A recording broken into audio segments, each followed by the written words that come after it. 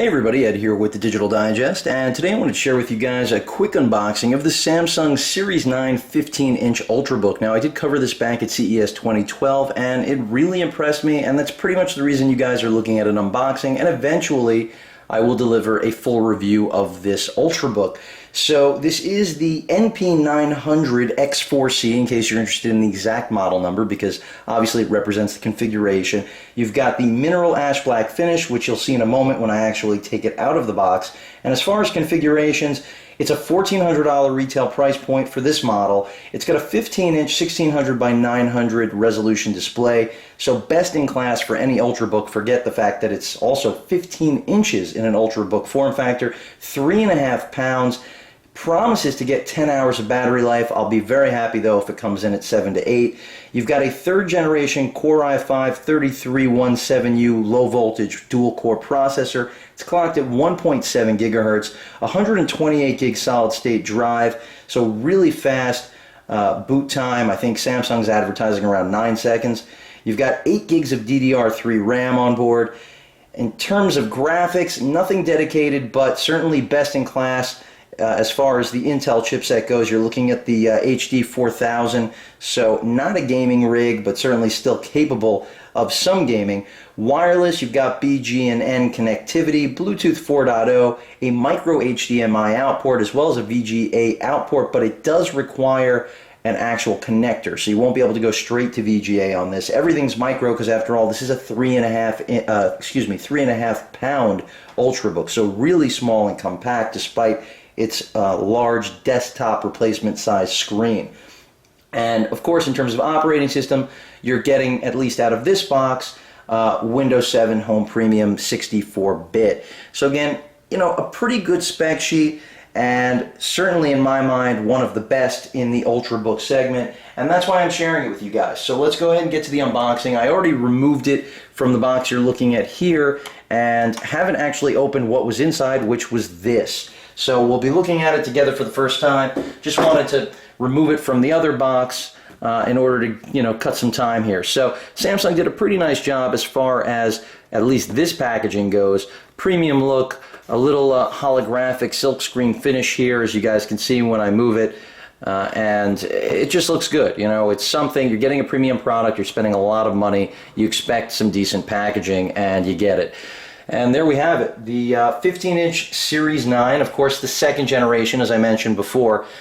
And just going to pick it up for the first time, and I can already tell you guys, certainly, you know, a heavy build, even though it's 3.5 pounds, and I say that only because it's really, really solid, and as you can see, also really, really slim. So let's start at the back of the machine before I get to the balance of what's in the box. As you can see, we've got 2 vents right here on the back, looks like some more ventilation on the bottom, some rubber feet as well. If we flip to the right side of the Ultrabook, we have 2 USB 3.0 ports, as well as what appears to be, I believe that's the VGA out port. Again, that's a micro port. You're going to need an adapter. They did not include that. You've also got, of course, your card reader right here, and a little bit of a unique design cue, you know, not the traditional route of, you know, giving you a flap here. That's a completely new concept. Nothing mind-blowing, but certainly, you know, in the same vein of doing something completely fresh and new. Really slim, thin profile, just really impressed by how they were able to cram all of this into such a compact machine. One of the 2 stereo speakers right there, the other one flanking it, of course, on the other side. If we come around to the left side of the Ultrabook, we've got the balance of the array of ports here. We've got a microphone port right there, or I shouldn't say microphone port, it's the actual microphone.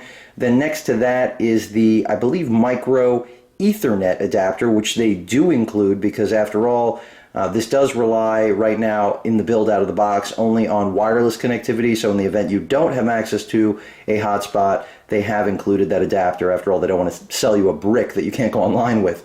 Next to that, you've got the micro HDMI port, then a headphone and microphone combo jack right there, 3.5 millimeter.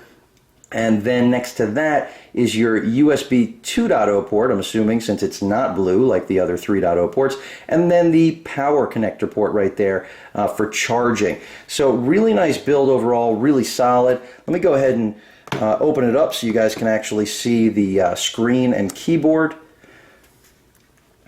And as you can see, they went with a matte finish, so that's certainly a good thing. It does have that 1.3 megapixel webcam right there centered at the top of the bezel. Not a lot of bezel here. Really like the look. Excited to see if it does perform even better than what I saw at CES 2012. Nice and roomy keyboard here. It is backlit. Can't demonstrate that right now. Battery is internalized. I believe it's an 8-cell, so not user replaceable. Your power button right there on the right. Some activity lights on the left. A little bit of branding. And just a really large trackpad, which, you know, this all seems to be pretty much a perfect package. So really looking forward to putting it through the paces, seeing what performance is like. Again, just a side profile for you guys. Really impressive. Never have seen a 15-inch unit that looks quite like this. No Ultrabooks like it on the market. Certainly sets a standard in my opinion. Samsung's just knocking them out of the park right now between the Samsung Galaxy S3 that I unboxed for you guys the other day, and then an Ultrabook like this. You pretty much have to ask yourself, what is Samsung not making really well these days? Because this just looks great, feels great, and we'll see how performance fares. So let me go ahead and show you guys what else is in the box. We've also got, of course, our, as I slide over the Ultrabook over here, since it does have a large footprint, of course, because it does have that 15-inch display. We've also got some documentation here, which I'm assuming is just warranty instructions, but they do actually, surprisingly, include a system recovery disc, something you don't really see anymore. But this is a pretty expensive machine, even for what it represents, so not shocked by that. So you've got a user guide, you know, the usual quick start, what you'd expect to see out of that. And then we've got the power brick right here. And pretty unique in that I've never seen a power brick in this design, but not surprising considering Samsung is staying in that vein of redefining all of the design cues of what we should come to expect from next generation Ultrabooks, in my opinion, and computers to begin with altogether. This adapter, I'm going to assume, is for, yeah, the Ethernet, because they did have to provide that. Obviously, if you don't have access to a hotspot, how are you going to get online? So they were kind enough to include that. Trying to remove this end cap there, and you can see this is the micro connector to hook up to the Series 9.